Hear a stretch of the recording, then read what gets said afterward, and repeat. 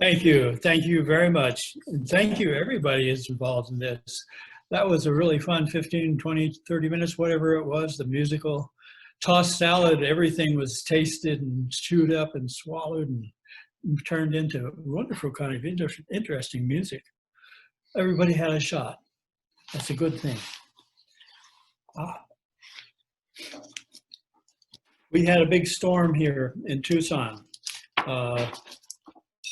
At an odd time. It was sunset, and it was like 3 or 4 mini microbursts came with about maybe 2 minutes separation. And so I ran out to get some of the things that were outside and got caught between a couple of them, and it was wonderful. I love storms. And so I'm going to write the first poem I'd like to read here is called Song of Returnings. All the bones of the horses rise in moonlight on the flat lands and hillsides, dropping from trees, squeezing out from under rocks, disengaging themselves from the earth and things that live from the earth. And the scattered uniforms assemble to the sounds of bugling come back from the stars. And what has rotted into dust reforms with a furious sound of whirlwind, tearing the faces astonished living, and gold flows molten from the mouth of Cortez and returns to the stones and the water and the air. And the redwoods collapse back into cones, and Christ is pried from a cross and flogged and spat upon and let loose among fishermen, who scatter to their ships, and enters his mother's womb, and enters into the stars, and Babylon reassembles, and Sodom and Gomorrah reassemble, and David sings and babbles in his mother's arms, and all living things return to their sources, and the waters return to their sources, and the sun returns to the source, and the vast darkness returns, and all things are and are not.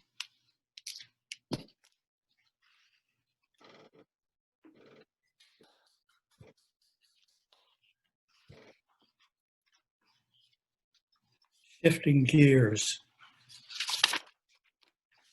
Safeway parking lot in Tucson. Poem called Making Way.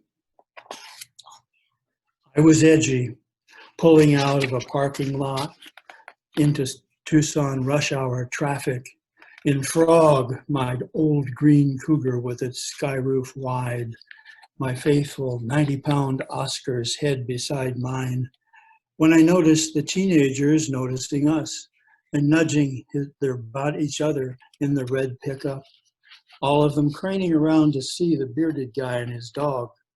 And just then, Oscar sneezed his magnificent flailing fire hose sneeze that covers 180 degrees, parked nicely. My face at about 160.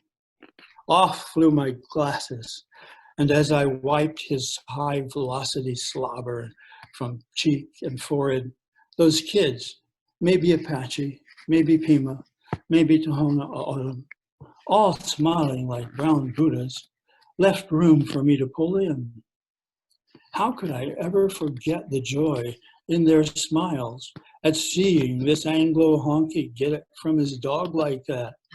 How their broad, gentle faces widened with amusement, how their dark eyes glowed, and how could I ever begin to feel outraged at unmannered Oscar, whose cousin after all is Old Man Coyote, rule breaker without equal, who even at the peak of rush hour traffic is alive and well, whose tail is still wagging into the beginning of the 21st century.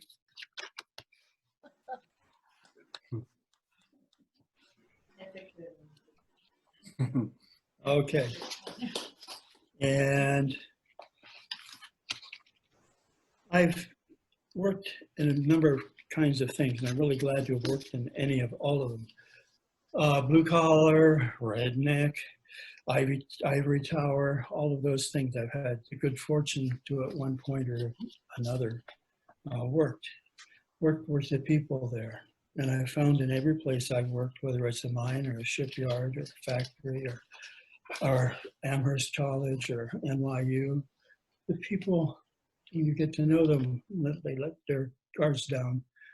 They're all good people. And it's very frustrating that there's such divisions as there are right now, when you know that if they could only get together somehow, it would come true. This poem is about working in mines. Sandman Well Mine outside of Tucson, across the mountains. It's called White Boots, Ghost of the Sandman Well Mine. For James Davis, a painter, he sent me, after he heard that I was working in the mines, he sent me a painting of a ghost that was supposed to haunt those mines. And that's what's inspired this poem. As you know, Jim, I did work underground in the same mine you've imagined in your studio, half a mile down, taking wages enough to make it to California and fool's gold enough to remind me I don't know much after all. New guys like myself, still thrilling at the dangers of fire or falling through the dark into a hole followed by 20 tons of dusty rumbling ore. We all tried to stay alert each minute of the 8-hour shift. And for a week or two, alert we were. Then habit made us careless as the rest. So we'd pocket our safety glasses, let dust masks dangle from our necks, and sometimes catch each other stepping out across open shafts without first snapping our lanyards to the rusty cables overhead. The buddy system wasn't much observed. So, like the rest come break time, I'd kick back alone against the stone wall and light up, flicking my headlamp off so the dark expanded, flooding gently through my eyes. In the distance, sometimes, a solitary hunched figure projecting a small wedge of light would glide by my line's entrance, tiny as a fly in a tear of amber. From where I watched, invisible and isolate as a stone in outer space or inner space, just some guy. Never saw old White Boots in those days, but often thought how all those men just lost in the sunshine mine must have felt. Poor bastards who lived long enough to feel, long enough to lose everything in their minds but hope before their air was gone, long after their light. You'd have to kill your light to keep from igniting whatever gases might be seeping through walls. So dark is where you'd be, whether by yourself or in the company of others. In such a dark, I had no need of white boots, my friend, but looking at this image, startling, almost comic, you've drawn from the dark of blinding inks and your own heart, familiar with disaster. I'm reminded now of how it is the living keep hold of the things that bind them to those gone. How gypsies, when a loved one's dying, will help the one failing stay just a little longer by turning a wooden chair upside down to hold between them. On one leg, a live hand, the dying on another, until, ready, it falls free. But the thing is the clasp itself across that final distance, how it allows those last things that need saying to be said. That's how it's always seemed to me with art, seemed whether it's paint or on canvas or ink on a page, it is the chance for what knows it must die in us to join what knows it will live forever. And knowledge from such a common depth only survives in the light as shadow, as white boots, imago, as a way, meanwhile, to stay in touch while the sun burns on.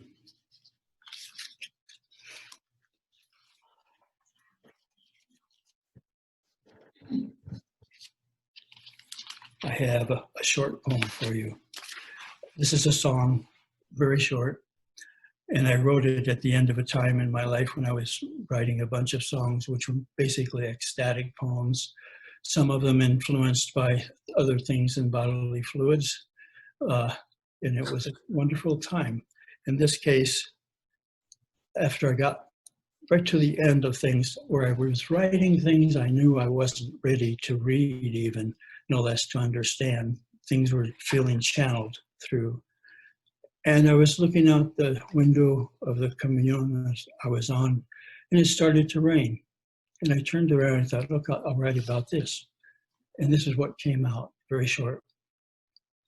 Song of What the Rain Said. Rain speaks to the grass.